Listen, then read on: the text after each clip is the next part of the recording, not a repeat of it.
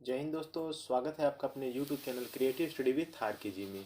आज है 10 जनवरी सन 2023 और इस दिन के टॉप करंट अफेयर हम इस वीडियो में डिस्कस करेंगे। और साथ ही उनसे जुड़े हुए कुछ इंपॉर्टेंट फैक्ट्स भी मैं आपको बताऊंगा, तो बने रहिए वीडियो के लास्ट तक। तो चलिए शुरुआत करते हैं आज के पहले प्रश्न से। हमारा पहला प्रश्न है, हाल ही में किस राज्य में अंतर्राष्ट्रीय पतंग महोत्सव की शुरुआत हुई? आपके ऑप्शन है उत्तराखंड, महाराष्ट्र, गुजरात, उड़ीसा।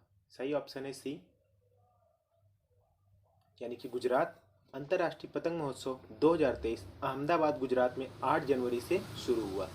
इस आयोजन में भाग लेने वाले 68 देशों में ऑस्ट्रेलिया, कनाडा, फ्रांस और इसके अतिरिक्त ईरान और मलेशिया और लगभग 68 कंट्री शामिल थे। इससे जुड़े इंपॉर्टेंट फैक्ट्स की बात करें तो यह महोत्सव गुजरात पर्यटन द्वारा one earth one family one future की G20 थीम पर आयोजित की जा रहा है। पिछला संस्करण 2020 में 43 देशों के 153 प्रतिभागियों के साथ आयोजित किया गया था। यह महोत्सव वर्ष 1989 से प्रतिवर्ष 14 जनवरी को मनाया जाता है। और इससे गुजरात से रिलेटेड अन्य करंट अफेयर की बात करें तो गुजरात के एक क्षेत्र गिर में एशियाई शेरों को संरक्षण देने के लिए Land@47 विजन फॉर अमृतकाल शीर्षक वाली एक योजना की भी शुरुआत की गई थी। वही मोडेरा, जो कि गुजरात का एक गांव है, जिसे 24 घंटे सौर ऊर्जा संचालित गांव घोषित किया गया है। अगला प्रश्न है, हाल ही में कौन सा देश voice of global south summit की मेजबानी करेगा? आपके ऑप्शन है अमेरिका, बांग्लादेश, सऊदी अरब, भारत। सही ऑप्शन है डी, भारत। भारत 12 और 13 जनवरी को 2023 voice of global south summit नामक एक विशेष आभासी शिखर सम्मेलन की मेजबानी करेगा। यह शिखर सम्मेलन विकासशील देशों को प्रभावित करने वाली चिंताओं पर विचार विमर्श करने के लिए एक साझा मंच प्रदान करने का भारत का एक प्रयास है। इससे जुड़े इंपॉर्टेंट फैक्ट्स की बात करें, शिखर सम्मेलन का विषय यानी कि थीम आवाज की एकता, उद्देश्य की ताकत है। शिखर सम्मेलन में दक्षिण के देशों को एक साथ लाने और विभिन्न मुद्दों पर उनके दृष्टिकोण और प्राथमिकताओं को साझा करने की परिकल्पना की गई है। इस समिट के लिए 120 से अधिक देशों को आमंत्रित किया गया है। अगला प्रश्न है, हाल ही में प्रवासी भारतीय दिवस किस राज्य में आयोजित किया जा रहा है? आपके ऑप्शन है मध्य प्रदेश, उत्तर प्रदेश, पश्चिम बंगाल, असम। सही ऑप्शन है ए, यानी कि मध्य प्रदेश।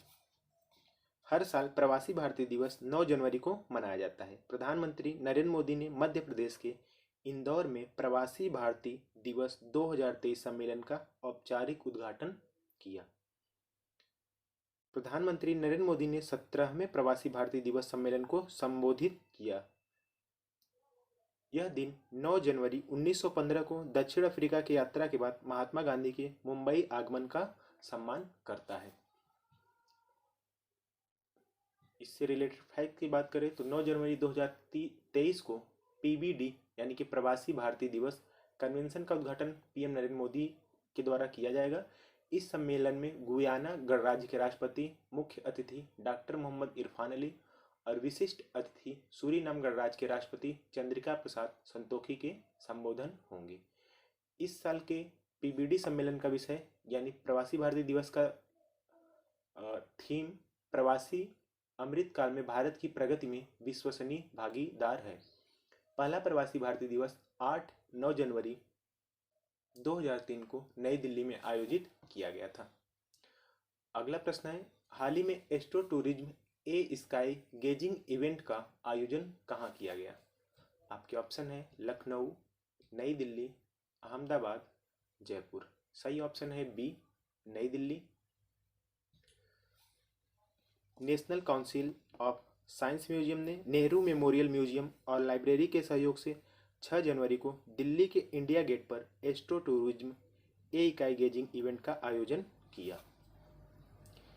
इंपॉर्टेंट फैक्ट्स की बात करें तो national council of science museum यानी कि NCSM यह संस्कृति मंत्रालय भारत सरकार के अधीन एक स्वायत्त सोसाइटी है और इसका गठन 4 अप्रैल 1978 को हुआ था। यह पूरे भारत में फैले 25 विज्ञान केंद्रों या संग्रहालयों का संचालन करता है। इसका मुख्यालय कोलकाता, पश्चिम बंगाल में है। अगला प्रश्न है, हाल ही में किस स्थान को स्वदेश दर्शन 2.0 योजना के तहत सूचीबद्ध किया गया है? आपके ऑप्शन है मैसूर, हम्पी, उपर्युक्त दोनों को, इनमें से कोई नहीं। सही ऑप्शन है सी, यानी कि उपर्युक्त दोनों को। मैसूर और हम्पी कर्नाटक में दो लोकप्रिय स्थान हैं जिन्हें नई पर्यटन नीति द स्वदेश दर्शन 2.0 योजना के एक भाग के रूप में बढ़ावा दिया जाएगा, जो गंतव्य पर्यटन को पुनर्जीवित करने पर केंद्रित है। इससे जुड़े इंपॉर्टेंट फैक्ट्स की बात करें तो स्वदेश दर्शन योजना भारत के पर्यटन मंत्रालय द्वारा शुरू की गई थी। इस योजना का उद्देश्य भारत में पर्यटन की क्षमता को बढ़ावा देना, विकसित करना और दोहन करना भी है। स्वदेश दर्शन योजना 2014-15 में शुरू की गई थी। स्वदेश दर्शन योजना के तहत 15 विषयगत सर्किट की पहचान हो चुकी है। अगला प्रश्न है, हाल ही में किसे हार्वर्ड लॉ सेंटर द्वारा वैश्विक नेतृत्व के लिए पुरस्कार से सम्मानित किया जाएगा?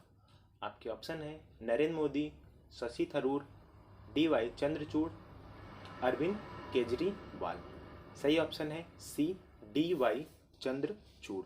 भारत के मुख्य न्यायाधीश DY चंद्रचूड़ को देश और दुनिया भर में कानूनी पेशे के लिए उनके जीवन भर की सेवा के लिए हार्वर्ड लॉ स्कूल सेंटर द्वारा वैश्विक नेतृत्व के लिए पुरस्कार के लिए चुना गया है। यह पुरस्कार उन्हें 11 जनवरी को एक ऑनलाइन कार्यक्रम में प्रदान किया जाएगा। इंपॉर्टेंट फैक्ट्स की बात करें तो धनंजय यशवंत चंद्रचूड़ यानी कि DY चंद्रचूड़ एक भारतीय न्यायाधीश हैं जो वर्तमान में भारत के 50वें मुख्य न्यायाधीश के रूप में कार्यरत है। चंद्रचूड़ ने संयुक्त राज्य अमेरिका के हार्वर्ड लॉ स्कूल से MLM की डिग्री और ज्यूरिडिकल साइंसेज में डॉक्टरेट की उपाधि प्राप्त की है। अगला प्रश्न है, हाल ही में RBI की एक रिपोर्ट के अनुसार 2022 के दौरान भारत के विदेशी मुद्रा भंडार में कितने बिलियन डॉलर की गिरावट आई है? आपके ऑप्शन है 70.1 billion dollar, 50.1 billion dollar, 55 billion dollar, 45 billion dollar. सही ऑप्शन है ए, यानी कि 70.1 बिलियन डॉलर। इससे जुड़े इंपॉर्टेंट फैक्ट्स की बात करें तो आंकड़ों से पता चला है कि वर्ष 2022 के दौरान भारत के विदेशी मुद्रा भंडार में 70.1 बिलियन डॉलर की गिरावट आई है। हालांकि भारतीय रिजर्व बैंक के नवीनतम आंकड़ों के अनुसार 30 दिसंबर 2022 को समाप्त सप्ताह में भारत का विदेशी मुद्रा भंडार 44 मिलियन डॉलर बढ़कर 562.85 बिलियन डॉलर हो गया। भारतीय रिजर्व बैंक ने अभी हाल ही में 6 जनवरी को पहला सॉवरेन ग्रीन बॉन्ड लॉन्च किया, जो कि 8,000 करोड़ के रुपए के 2 किस्तों में जारी किया जाएगा। पहला किस्त 25 जनवरी और दूसरा किस्त 9 फरवरी को लॉन्च किया जाएगा। इसके अलावा बात करें RBI की तो RBI गवर्नर शक्तिकांत दास, इसकी स्थापना 1 अप्रैल 1935 को कोलकाता में हुआ था और इसकी ownership ministry of finance government of India के पास रहती है। अगला प्रश्न है, और विदेशी मुद्रा के मामले में दुनिया के टॉप 5 देशों की बात कर ले तो चीन पहले स्थान पे 3.28 ट्रिलियन डॉलर के साथ है, वहीं जापान दूसरे स्थान पे 1.22 ट्रिलियन डॉलर के साथ, वहीं स्विट्जरलैंड, रूस और भारत का स्थान इसमें 5वां है जो कि 562.851 बिलियन डॉलर के साथ है। अगला प्रश्न हमारा है, हाल ही में किस राज्य के पूर्व राज्यपाल केसरीनाथ त्रिपाठी का निधन हो गया? ऑप्शन है उत्तराखंड, बिहार, वेस्ट बंगाल, बिहार। सही ऑप्शन है सी, वेस्ट बंगाल। इनसे जुड़े इंपॉर्टेंट फैक्ट्स की बात करें, चित्र में आप देख सकते हैं, ये है वेस्ट बंगाल यानी पश्चिम बंगाल के पूर्व राज्यपाल केसरीनाथ त्रिपाठी। बंगाल के पूर्व राज्यपाल और वरिष्ठ भाजपा नेता, पूर्व विधानसभा अध्यक्ष के पूर्व अध्यक्ष पंडित केसरीनाथ त्रिपाठी का निधन हो गया। वह 88 साल के थे। पंडित केसरीनाथ त्रिपाठी 2014 से 2019 तक पश्चिम बंगाल के गवर्नर रहे। इस बीच उन्हें बिहार, मेघालय और मिजोरम राज्यों का अतिरिक्त प्रभार भी सौंपा गया था। अगला प्रश्न, हाल ही में ICICI प्रूडेंशियल लाइफ इंश्योरेंस ने किसे अपने एक नए अभियान के लिए साइन किया है? आपके ऑप्शन है MS धोनी, सूर्य कुमार यादव, विराट कोहली, रोहित शर्मा। सही ऑप्शन है बी, सूर्य कुमार यादव।